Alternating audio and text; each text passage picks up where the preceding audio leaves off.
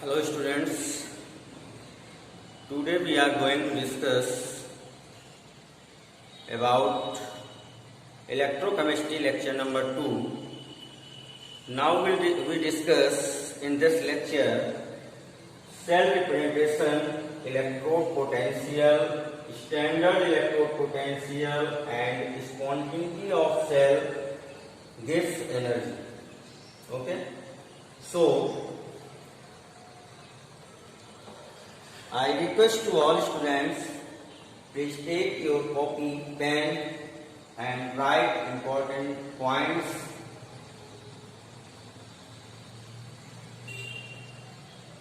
So, in cell representation,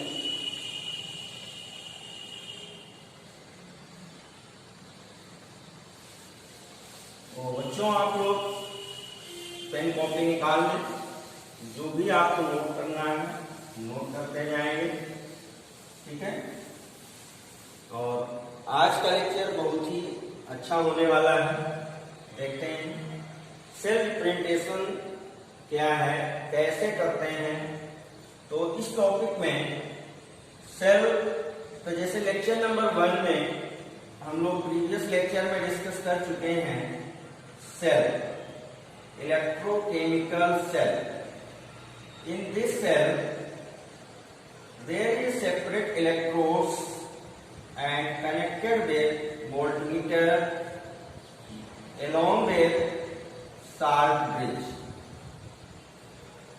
This electrode is known as anode and this is known as cathode. At anode, oxidation takes place and at cathode reduction takes place. Okay, so this cell representation is anode and both half cells are connected with salt bridge, so salt bridge and then cathode. Anode, salt bridge, this is salt bridge, and this is cathode. Take example, suppose reaction is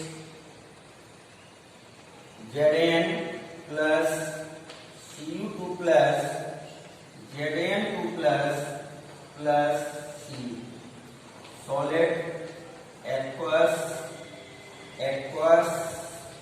and solid.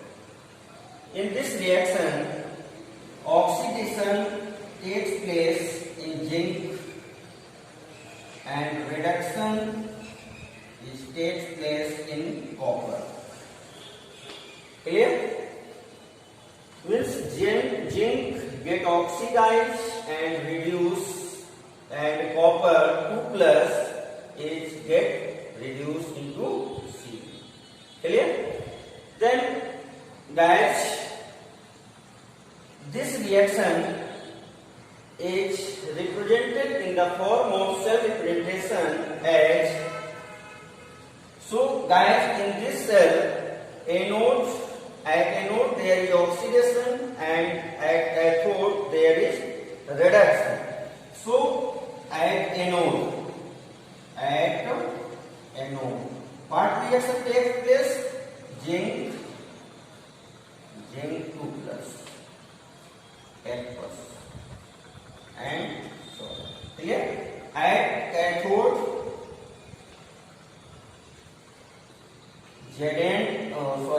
Cu2 plus get reduced into C, solid, aqueous. Clear? This is half cell reactions, means oxidation half cell reaction and reduction half cell reaction. Clear? Now guys, this reaction is represented in the form of cell representation as anode. Anode means means अगर हम cell representation show करें,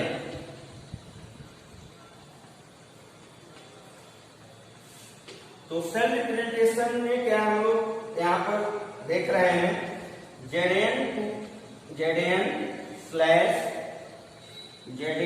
plus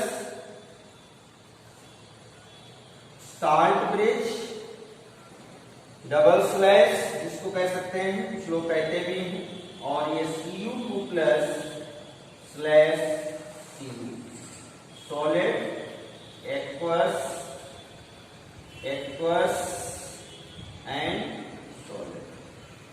clear? So guys, this is cell representation. This is cell representation. Now we are going to solve this to represent cell. This is a method LOAN. LOAN. Guys इसको आप लोग थोड़ा सा याद रखेंगे, बहुत ही अच्छी ट्रिक है, और हमने प्रीवियस लेक्चर में आपसे प्रॉमिस भी किया था कि हम आपको लोन मेथड से इसको भी डिस्कस करेंगे। L stand for left, O stand for oxidation, A stand for anode and N stand for negative. Means guys, अगर हम लोग इस सेल में देखें तो एनोड किस साइड में सिचुएटेड है, लेफ्ट साइड। कहां सिचुएटेड है, लेफ्ट साइड में, और इस पे कौन सी रिएक्शन टेक्स प्लेस है, ऑक्सीडेशन एंड एनोड, और इसको हम लोग क्या बोलते हैं, एनोड। क्लियर? लिखा भी हुआ है एनोड, और इसी को बोलते हैं नेगेटिव टर्मिनल, राइट? तो so guys, you will mind the cathode gate will be positive and there is reduction, and this is positive reduction right side. clear? तो गाइस इससे हम लोग इसको कर सकते हैं, और इसमें से क्या होता है कि जैसे कोई भी रिएक्शन यहाँ पर गिवन है, तो हम इस जैसे किसी एग्जाम्पल पे ले लेते हैं कि जैसे Zn है, गेट ऑक्सीडाइज हो रही है, तो इसको हम लेफ्ट में सिचुएटेड करेंगे, ठीक है, और इसके बाद में ये हमारा क्या होगा, एनोड भी होगा, इसी को बोलेंगे, और जो हमारा रिडक्शन है वो कैथोड पे होना है, इसको हम लोग कैथोड पे बोलते हैं। तो कॉपर लिबरेट है कैथोड। जैसे हम लोग फर्स्ट लेक्चर में पढ़े थे कि the concentration of Zn2 plus increase in at anode and the concentration of Cu2 plus get reduced at cathode, ठीक है ना, because Cu2 plus get convert into Cu। चलिए, तो गाइस ये आप लोग समझ चुके होंगे, तो इसी में सेल रिप्रेजेंटेशन में देख लें तो ये पूरा का पूरा पार्ट इसका है एनोड है, and this part is cathode, this is cathode.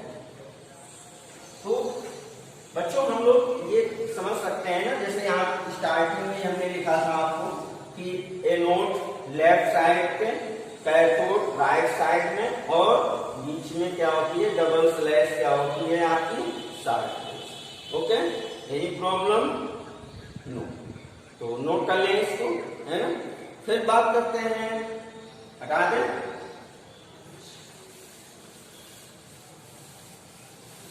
So guys, now we are going to discuss second point about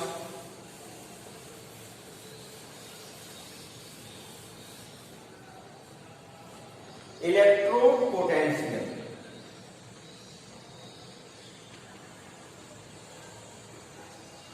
Electrode and electrode potential.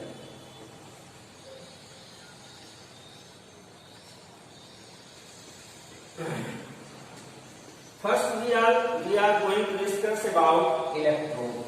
What is electrode? Electrode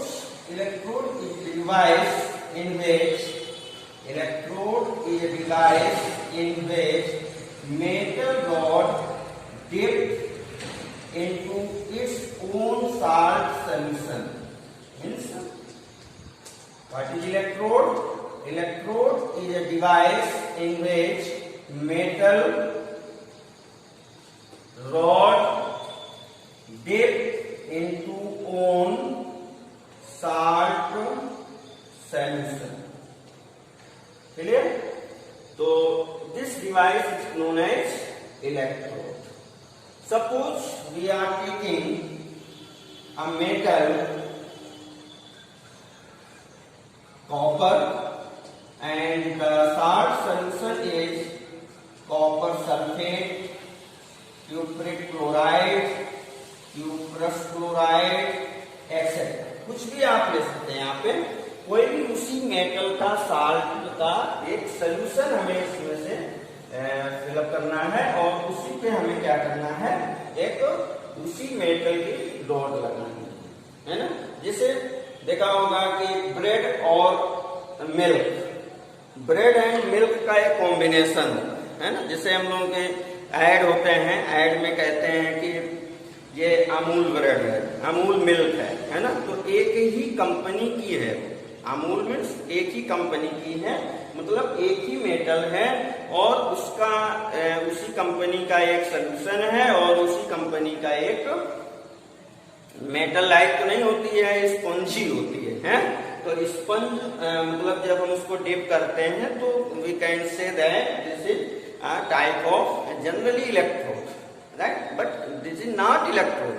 Generally we can say that is electrode, the combination of bread and of same company. Okay? So this device is known as electrode. And what is electrode potential? तो बच्चों electrode potential क्या है? Electrode potential में क्या है कि जैसे हम लोग मेटल को डिप करते हैं, मेटल को हमने डिप किया, अब मेटल कैसी होती है? पॉजिटिव चार्ज होती है। इस पे कौन सा चार्ज होता है? Positive charge. और ये जो इसका सोल्यूशन होगा, इसका साल्ट सोल्यूशन होगा, तो साल्ट सोल्यूशन में क्या होगा? मान लीजिए सपोज दैट यहाँ पर CuSO4 हमने ले लिया है और ये कॉपर है, तो यहाँ पे हमें क्या मिल रहा है? Cu2+ and SO4 2-। ओके? और अभी हम इसमें ये बात नहीं कर रहे कि इसमें ऑक्सीडेशन है कि रिडक्शन है, because we can not say for a particular half cell. Okay? तो so guys in this cell we can say that positive and negative are going to discharge, discharge मतलब generate a potential, potential generate करेंगे जब discharge होगा, ठीक है ना। Positive charge and negative charge. तो जो चार्ज यहाँ पर न्यूट्रल होने वाला है, या ये कह सकते हैं कि Cu2+ जो था वो Cu2+ इन्हीं इलेक्ट्रॉन्स को गेन करके न्यूट्रल भी होता है। तो जब ये डिस्चार्ज होते हैं तो एक इक्विलिब्रियम स्टेट यहाँ पर क्या हो जाती है? जनरेट होती है। कौन सी इक्विलिब्रियम स्टेट होती है? Equilibrium state. तो at equilibrium state the potential difference between metal and its salt solution है ना, at equilibrium the potential difference between metal and its salt solution is called its electrode potential. तो इसको definition हम लोग लिख सकते हैं, the potential difference, the potential difference between metal and its salt solution at equilibrium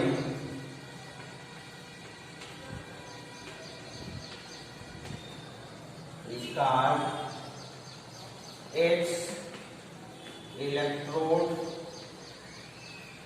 potential। Clear? तो इसी को हम लोग क्या बोलते हैं?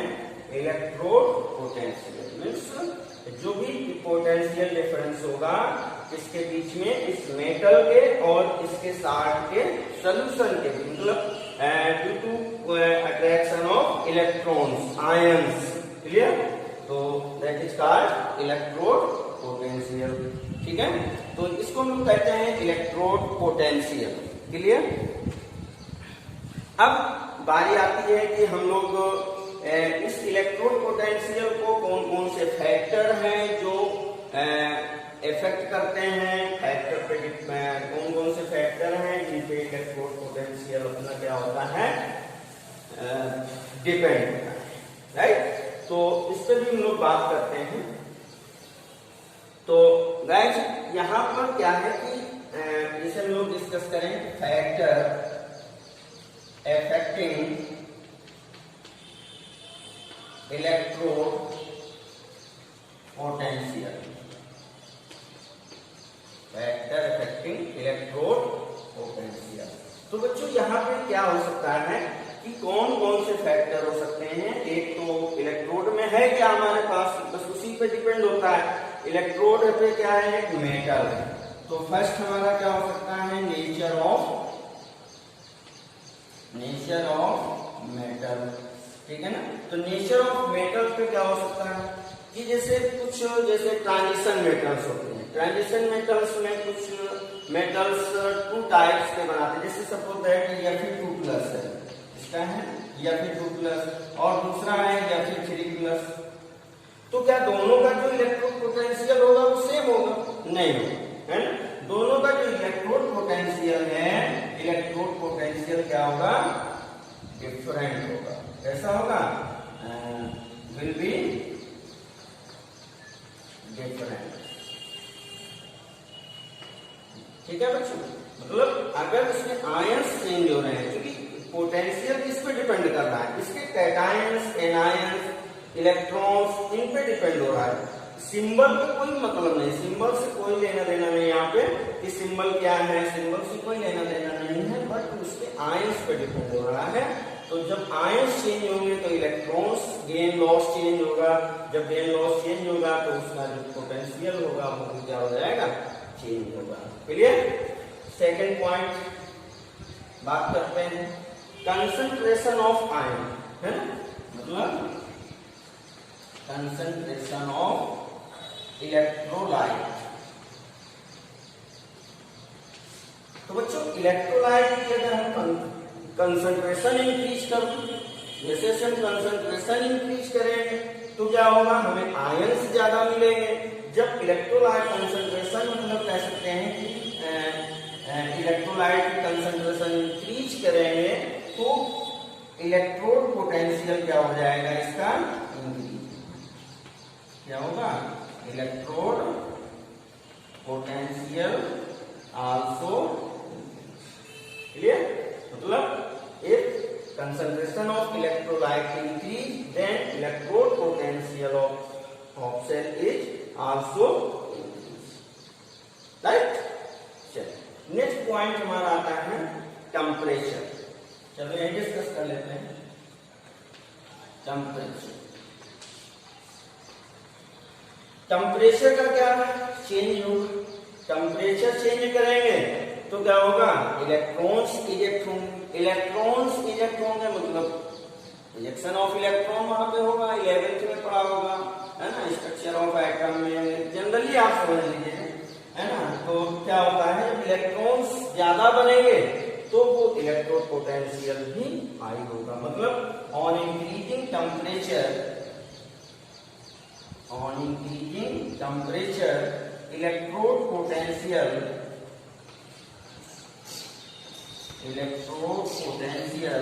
also increase, clear.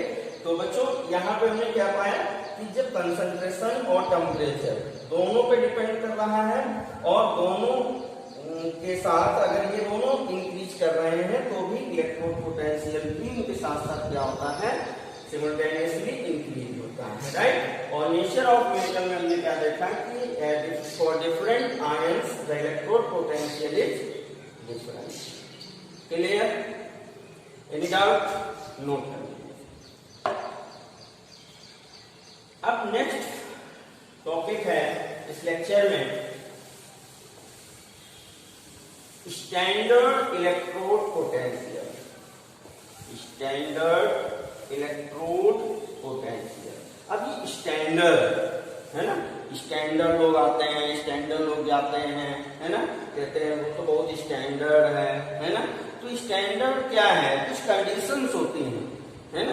तो कंडीशंस क्या होती हैं, मतलब अगर हम स्टैंडर्ड इलेक्ट्रोड, जैसे इलेक्ट्रोड पोटेंशियल होता है ना, इसको हम लोग किससे इंडिकेट करते थे, ई से, ठीक है ना। और यहाँ पर जब हम स्टैंडर्ड इलेक्ट्रोड पोटेंशियल की बात करेंगे, स्टैंडर्ड इलेक्ट्रोड पोटेंशियल, तो स्टैंडर्ड इलेक्ट्रोड पोटेंशियल को हम लोग किससे इंडिकेट करते हैं, ई नॉट से, है ना। कुछ लोग ई जीरो बोल देते हैं, कुछ लोग ई नॉट कहते हैं, कुछ लोग डायरेक्टली इसको स्टैंडर्ड, है ना, standard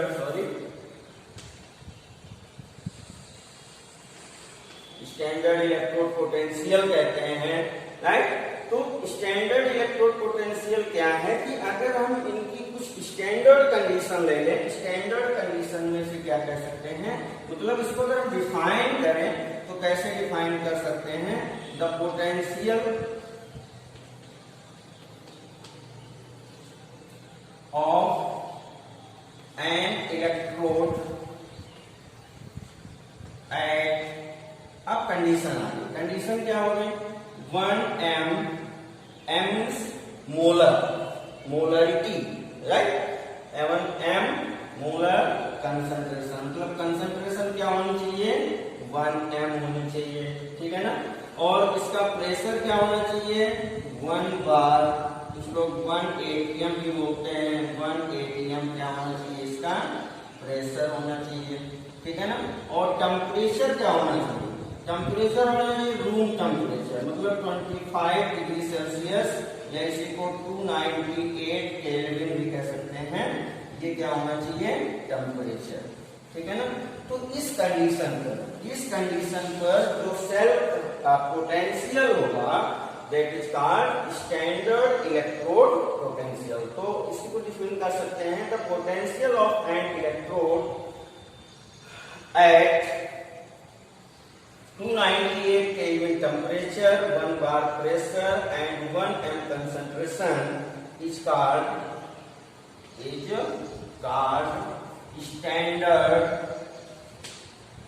standard electrode potential. Any doubt? बोलो, अगर कोई डाउट हो तो कमेंट करिएगा, क्लियर।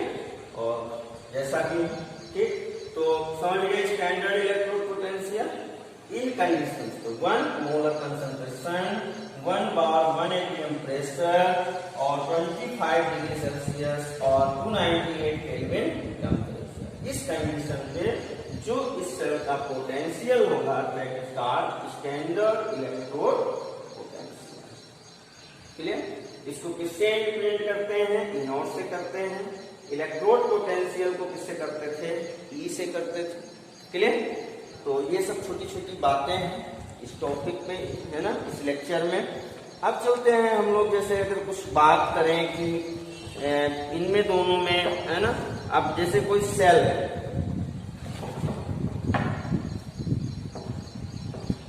जैसे कोई सेल है, ठीक है, तो सेल पे जब हम डिस्कस करते हैं तो सेल पे क्या हो सकता है, क्या हम लोग पढ़ सकते हैं यहाँ पे, ठीक है ना। तो अगर हम स्टैंडर्ड इलेक्ट्रोड पोटेंशियल पे थोड़ी सी और बात कर लें, कि जैसे सेल है, अब सेल ये रिड्यूस भी हो सकता है, ऑक्सीडाइज भी हो सकता है ना, on the basis of reactivity series, reactivity series आपने 11th में डिस्कस की होगी, कि जो सीरीज में टॉपर होते हैं, हम लोग आगे डिस्कस करेंगे, है ना। तो जो टॉप पे होते हैं, they are more reactive and have tendency to reduce another, है ना, इलेक्ट्रोड, क्लियर।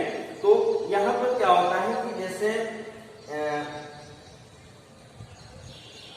जो इसमें से हम लोग निकालते हैं, इसको बहुत दिमाग में रखिएगा, ये आगे यूज बहुत होगा। Standard oxidation potential equal to minus standard reduction potential, ठीक है। अभी हम लोग जब ईएमएफ ऑफ सेल निकालेंगे तो वहां भी इसका बहुत यूज होगा, ठीक है ना। इसी पे पूरा खेल है, कह सकते हैं कि ऑक्सीडेशन पोटेंशियल मतलब समझ रहे हैं ना, कहने का क्या है कि जैसे कोई सेल, चलिए देखते हैं अब, है ना। जैसे मान लिया यहाँ पर सेल है Zn एरो Zn2+, है ना। तो इसको हम लोग कैसे रिप्रेजेंट कर सकते हैं? इसको रिप्रेजेंट क्या कर सकते हैं, ऐसे कर सकते हैं ना, E0 स्टैंडर्ड पे ले रहे हैं, ठीक है। तो स्टैंडर्ड और ये क्या हो सकता है Zn2+, ठीक है। और इसकी वैल्यू मान लिया दे दिया यहाँ पे प्लस 0.76 वोल्ट, क्या वैल्यू दे दी 0.676 वोल्ट, ठीक है ना। तो ये क्या है हमारा बच्चों, क्या है ऑक्सीडेशन, स्टैंडर्ड ऑक्सीडेशन पोटेंशियल, क्योंकि ये जो हाफ सेल रिप्रेजेंटेशन दिया गया है यहाँ पे, ये किस फॉर्म में है, ऑक्सीडेशन। यहाँ पर क्या हो रहा है, इसका ऑक्सीडेशन ही तो हो रहा है ना। और अगर हमें इसे रिडक्शन में चेंज करना हो तो रिडक्शन में कैसे हम इसको रिप्रेजेंट करेंगे? तो रिडक्शन के लिए हम इसको क्या लिख सकते हैं, Zn2+, Zn, है ना। और तो यहाँ पे अब ये किस फॉर्म में हो गया, रिडक्शन। चलिए जब रिडक्शन फॉर्म में हो गया तो इसको अगर हम रिप्रेजेंट करें तो रिप्रेजेंट यहाँ पे कर रहे हैं, ठीक है, ऐसे। तो यहाँ पे इसको हम लोग रिप्रेजेंट करें तो क्या लिख सकते हैं, E0 Zn2+ Zn equal to -0.76 volt. क्या लिखेंगे इसको, -0.76 वोल्ट, ठीक है। इसको क्या लिखेंगे, -0.76, ओके, समझ गए। ऑक्सीडेशन फॉर्म में प्लस, रिडक्शन फॉर्म में माइनस, है ना।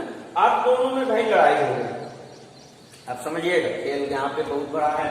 आप दोनों में लड़ाई हो गई कि नहीं हम इस फॉर्म में रहेंगे, हम इस फॉर्म में रहेंगे, और इसने तो कह दिया कि भाई हम बहुत रिएक्टिव मेटल हैं तो हम इस फॉर्म में ही हमेशा रहेंगे, है ना। तो दोनों लड़ते हुए फिर कहाँ गए, अपने कोर्ट में गए। और इनका कोर्ट क्या होता है बच्चों, एक बात बता दें आपको कि जब भी केमिस्ट्री का कोर्ट हम पढ़ते हैं तो केमिस्ट्री के कोर्ट में क्या होता है, IUPAC, इनका जो डिसीजन लेने वाला है एक पॉइंट, वो क्या है, IUPAC, ठीक है ना। तो ये सब पहुंच गए IUPAC के पास, इसके पास में चले गए IUPAC। तो IUPAC ने क्या कहा कि जो सेल पोटेंशियल होगा, जो सेल पोटेंशियल होगा, वो सेल पोटेंशियल क्या होगा, स्टैंडर्ड रिडक्शन पोटेंशियल। उन्होंने क्या यहाँ पे दे दिया कि जो भी पोटेंशियल यहाँ पे होगा, चाहे वो हाफ सेल में हो चाहे वो कंप्लीट सेल में हो, तो वो जो उसका पोटेंशियल होगा वो पोटेंशियल क्या होगा, स्टैंडर्ड रिडक्शन पोटेंशियल। ये पॉइंट बहुत बहुत बहुत इंपॉर्टेंट है, इसको माइंड पे रखिएगा। अभी हम लोग आगे जब ईएमएफ निकालेंगे तो ये सारी बातें वहां पर हमें करनी होंगी, जिनपे ये चीज है कि स्टैंडर्ड ऑक्सीडेशन पोटेंशियल को स्टैंडर्ड रिडक्शन पोटेंशियल में कैसे कन्वर्ट करते हैं, और जो वैल्यू हमें पुटअप करनी है वो हमेशा किसकी करनी होगी, स्टैंडर्ड रिडक्शन पोटेंशियल के फॉर्म में करनी होगी। याद रखिएगा, इनकी दो बातें हैं सिर्फ, अगर दो बातें आपके माइंड में रहें तो ईएमएफ आप कर लेंगे, वरना बच्चे कंफ्यूज हो जाते हैं। चलिए तो समझ में आ गया कि जो स्टैंडर्ड ऑक्सीडेशन पोटेंशियल होता है वो नेगेटिव रिडक्शन पोटेंशियल के होता है। अगर हम रिडक्शन पोटेंशियल को ले रहे हैं तो वो भी माइनस ऑक्सीडेशन पोटेंशियल के होगा, ठीक है। और अगर सेट पोटेंशियल हम लोग करेंगे तो IUPAC ने रेकमेंड किया कि जो भी हाफ सेल होगा उसका जो पोटेंशियल आएगा वो पोटेंशियल कैसे रिप्रेजेंट करेंगे, वो हमेशा रिडक्शन पोटेंशियल के फॉर्म में ही रिप्रेजेंट करेंगे, ठीक है। तो गाइस चलते हैं फिर आगे हम लोग कहते हैं, ठीक है ना।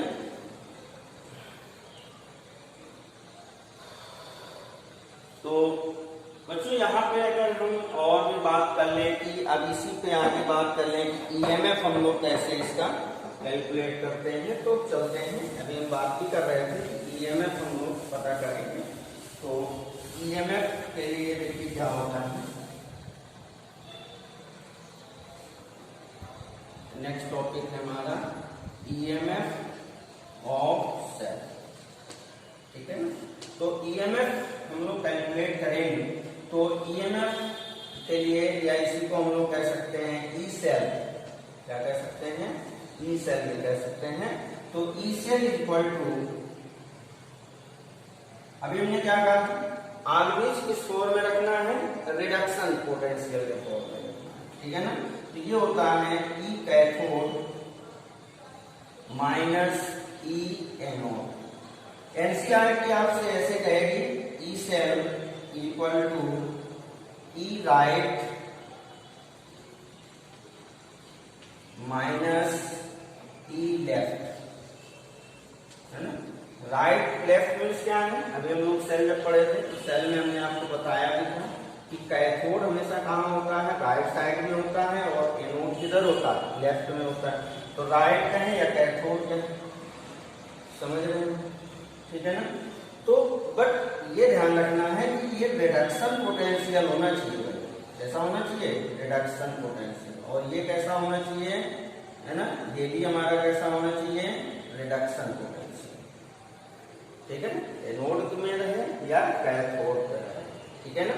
तो अब इन दोनों पे हम लोगों को रिडक्शन के पोटेंशियल के फॉर्म में, क्योंकि आईपीएससी ने रेकमेंड किया है ना, ठीक है।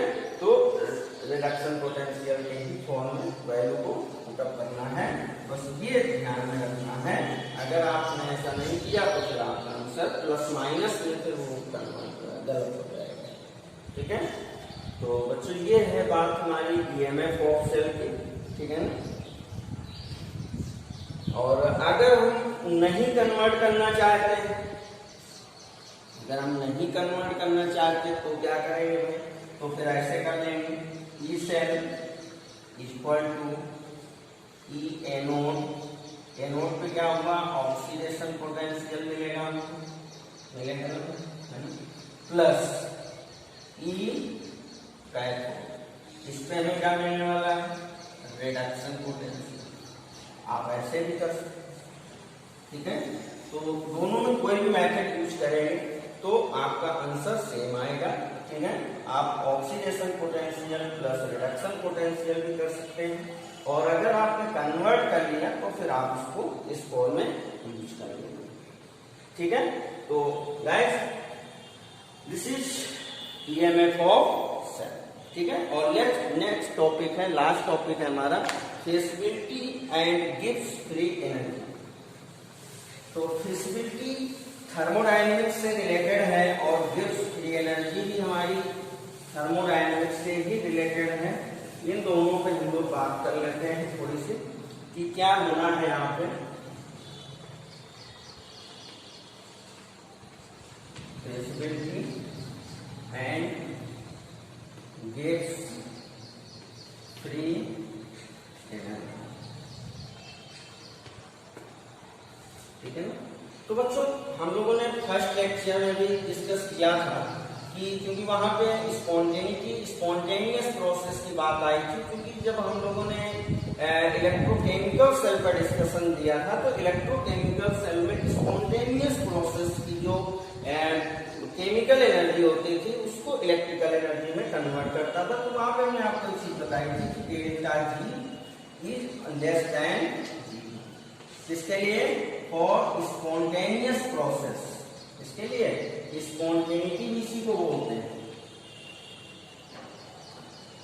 स्पॉन्टेनिटी या फिजिबिलिटी इसी को फिर गिब्स एनर्जी से कैसे कोरिलेट करना है ये बात। और ई सेल की वैल्यू जो होती है वो कैसी होती है, ग्रेटर देन, मतलब क्या है, for spontaneous process, for spontaneous process delta G is negative, ऐसा होता है negative, and E cell is always positive. बच्चों इसको नोट कर लीजिएगा, बहुत ही ये ऑब्जेक्टिव बेस में कंपटीशन में भी क्वेश्चन मिलते हैं। For spontaneous process what is the condition of T cell delta G, है ना। तो this is negative and this is positive, ठीक है। ये चीज अब यहाँ पे हम बात करें कि ये जो डेल्टा G है तो ये है, बता दें इसको थोड़ा सा। अब हम गिब्स फ्री एनर्जी पे थोड़ी सी बात कर लेते हैं कि क्या है और इसका पोटेंशियल से क्या रिलेशन होता है, उस पर भी हम लोग थोड़ी सी चर्चा करेंगे, ठीक है ना। तो बच्चों हम लोग जानते हैं कि delta G equal to, delta G क्या होता है? Work done by system. System means cell, जो भी सेल यहाँ पे वर्क कर रहा है तो उसका जो वर्क डन है उसको हम लोग कहते हैं, या इसी को हम लोग लिख सकते हैं delta G equal to minus electrical work, electrical, क्योंकि यहाँ पर इलेक्ट्रॉन्स पार्टिसिपेट कर रहे हैं, इस वजह से हम इसको इलेक्ट्रिकल वर्क भी कह सकते हैं। और यही चीज यहाँ पर वर्क मतलब क्या होता है? W, क्या होता है? W। तो W इक्वल टू क्या होता है? अब W मतलब वर्क कब होगा? जब इसको सेल से चार्ज मिलेगा। चार्ज मतलब क्या होता है? है ना। और पोटेंशियल डेल्टा, है ना। मतलब अगर हम कह रहे हैं यहाँ पे तो Q इक्वल टू, Q को हम लोग क्या बोलेंगे? हैं? Q को क्या बोलेंगे? चार्ज। और delta B equal to potential difference, क्या बोलेंगे? पोटेंशियल डिफरेंस, ठीक है ना। अब देखिए यहाँ पर एक साइंटिस्ट है, according to Faraday, according to Faraday, ठीक है ना। फैराडे ने क्या कहा? फैराडे ने क्या कहा? Q इक्वल टू, फैराडे ने क्या कहा? Q equal to charge on one electron, charge into one electron, clear, ठीक है ना, into number of electrons. Faraday के अकॉर्डिंग क्या था ये? अब बच्चों चार्ज ऑन वन इलेक्ट्रॉन आपने क्या पढ़ा है ना। तो charge on one electron 1.67 into 10 to power minus कितना चार्ज होता है? 19 इंटू एन, एन क्या है? नंबर ऑफ इलेक्ट्रॉन्स हो गए, है ना। और इसके होंगे 6 पावर का number 6.02 into 10 to power only. तो इसको बेटा थोड़ा सा अगर हम कर लें तो करने पे हमें क्या मिल जाएगा? n इंटू 96 कितना हो जाएगा? कर लीजिएगा कैलकुलेशन थोड़ा सा, 485 कितना है? ठीक है ना, पूरा ये हो गया, ठीक है। अब ये तो बात किसके इक्वल है? Q की वैल्यू यहां से क्या हो गई? ये हो गई, ठीक है ना। अब डेल्टा भी क्या है? पोटेंशियल डिफरेंस, और पोटेंशियल डिफरेंस क्या होता है? E से भी तो हो, क्या बोलेंगे इसको? E से, है ना। तो यहां पे कर लेते हैं, ठीक है। डेल्टा बी इक्वल टू क्या होगा? E से। ये वैल्यू यहाँ पे पुटअप कर देंगे तो फाइनली यहाँ पे क्या होगा? ये देखो नेगेटिव साइन था, यहाँ पे क्या था? नेगेटिव साइन था, याद रखना है ना। तो delta G equal to minus N F E cell, क्या लिखेंगे आप? Delta G equal to minus N F E cell. इसी तरह से अगर स्टैंडर्ड गिब्स एनर्जी चेंज ले डेल्टा जी नॉट तो क्या हो जाएगा? Minus N F E nought cell, clear? कोई बात अगर कोई दिक्कत है तो कमेंट बॉक्स में आप मेरे को दे सकते हैं, ठीक है। तो बच्चे ये हमारा खत्म होता है इलेक्ट्रोकेमिस्ट्री का लेक्चर नंबर 2, ठीक है।